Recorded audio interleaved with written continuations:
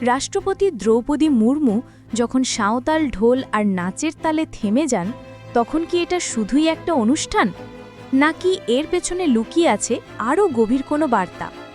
আজকের এই প্রতিবেদনে আমরা জানব কেন এই মুহূর্তটি ভারতের আদিবাসী সমাজের জন্য এত গুরুত্বপূর্ণ।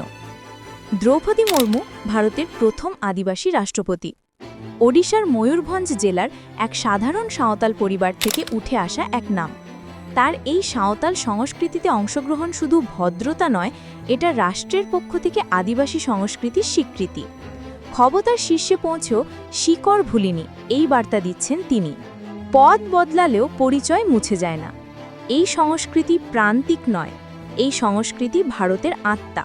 রাষ্ট্রপতির এই উপস্থিতি আদিবাসী শিশুদের মনে আশা জাগায়। তারাও ভাবে আমরাও পারি। কিন্তু প্রশ্ন হলো, সাংস্কৃতিক সম্মানের পাশাপাশি আদিবাসী সমাজ কি তাদের মৌলিক অধিকার পাচ্ছে? শিক্ষা, চাকরি, নিরাপত্তার জন্য আজও লড়াই করতে হয় তাদের। আদিবাসী সংস্কৃতি করুণা চায় না, অধিকার চায়। সম্মান শুধু অনুষ্ঠানে নয়, নীতিতে, সিদ্ধান্তে আর বাস্তব ব্যবস্থায় চাই। আদিবাসী পরিচয় লুকোনোর নয়, গর্বের। রাষ্ট্রপতি মুর্মুর এই বার্তা স্পষ্ট। আদিবাসী সংস্কৃতি ভারতের গর্ব, এবং এই গর্ব শুধু মঞ্চে নয়, জীবনের প্রতিটি ক্ষেত্রে প্রতিফলিত হওয়া দরকার।